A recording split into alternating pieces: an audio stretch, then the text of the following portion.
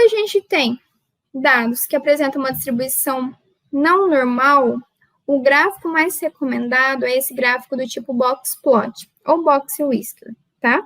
Se os nossos dados tivessem apresentado uma distribuição normal, o gráfico mais recomendado é esse gráfico de barras. Então, no gráfico de barras, a gente tem aqui o valor de média e o valor de desvio padrão. No gráfico box whisker, a gente vai ter aqui, nessa faixa que corta o gráfico na região central, o valor de mediana. Aqui a gente vai ter o valor máximo, a barra inferior vai ser o valor mínimo, e aqui serão os quartis, tá? Então, primeiro quartil, segundo quartil ou mediana e terceiro quartil. Patrícia, eu não gosto de trabalhar com esse gráfico de box plot. Eu não entendo nada desse gráfico. Vou dar um ok aqui. Entende, pessoal? Quer ver? Eu vou até traçar umas setinhas que talvez fique mais fácil. Então, aqui. Valor máximo. O valor mínimo, no caso desse primeiro box aqui que a gente está avaliando, vai ser o mesmo valor do primeiro quartil. Tá? Então, aqui, o valor mínimo ou menor valor, tá, pessoal? No caso desse gráfico aqui, a gente vai ter o valor mínimo igual ao valor do primeiro quartil. Essa região central aqui do gráfico não é média, é mediana. Mediana ou segundo quartil. E aqui em cima, terceiro quartil. Uma coisa que pode ajudar vocês que não gostam de trabalhar com esse gráfico do tipo box plot, que às vezes ficam pensando na média, é o seguinte, dá o duplo clique dentro do gráfico. Aqui em dataset, vocês vão selecionar tudo. Então, change all. E aqui, ó, show min as, esse maisinho aqui.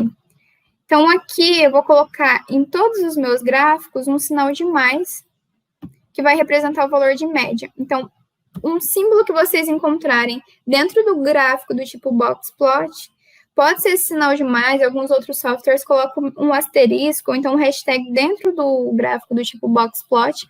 Esse símbolo aqui no interior do gráfico é a média, tá?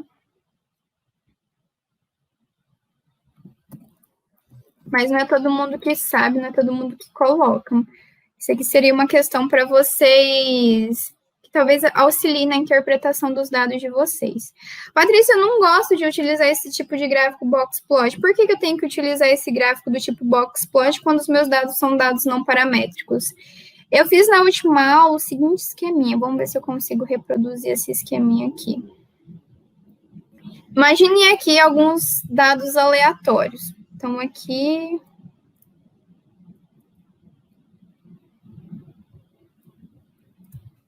Não, Ctrl+C, Ctrl+D. Finge que isso aqui tá reto, tá, pessoal?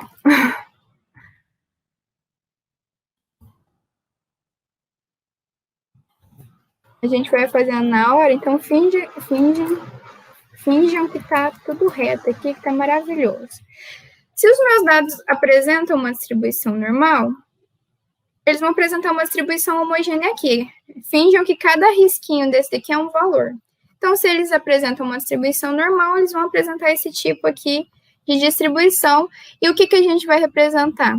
A gente vai representar eles pelo valor de média, porque uma vez eles apresentando uma distribuição normal, a média... Vou mudar de cor aqui. A média vai ser capaz de representar de forma fidedigna essa distribuição. Agora, vou dar um Ctrl+C, vou dar um Ctrl+V. Uma vez que os nossos dados apresentam uma distribuição normal, não normal, perdão, vamos considerar a seguinte distribuição. Se a gente tirar a média aqui, a média vai ficar no meio.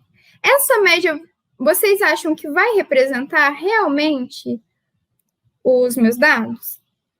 Não, a média aqui não vai representar realmente os meus dados. A maioria dos meus dados encontram aqui nessa região ao meu lado esquerdo. Então, a média vai representar, não vai ser capaz de representar esses dados no geral, porque a gente tem alguns pontos discrepantes aqui. Então, o que é mais adequado da gente utilizar no caso de dados com uma distribuição não normal? A mediana. A mediana vai representar... como que a gente encontra a mediana? A gente coloca os nossos dados em ordem crescente, a gente vai alinhar os nossos dados em ordem crescente ou decrescente, e a mediana vai ser o valor central dos meus dados.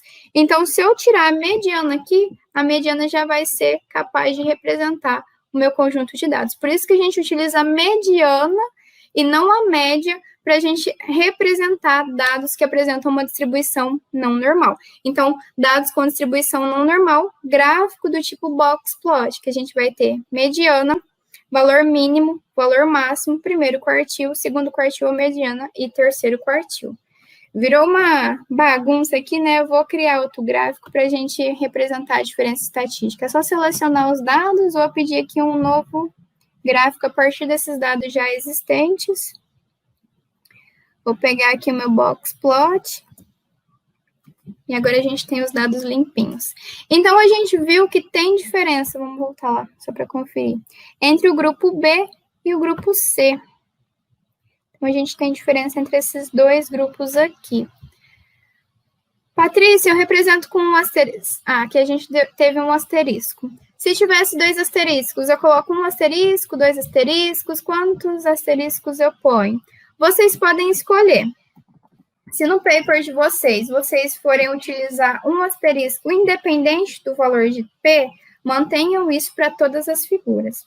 Agora, se vocês forem representar a quantidade de asteriscos de acordo com o valor de P que o teste de vocês apresentou, aí vocês representem de acordo com o valor de P em todas as figuras. Patrícia, como assim valor de P?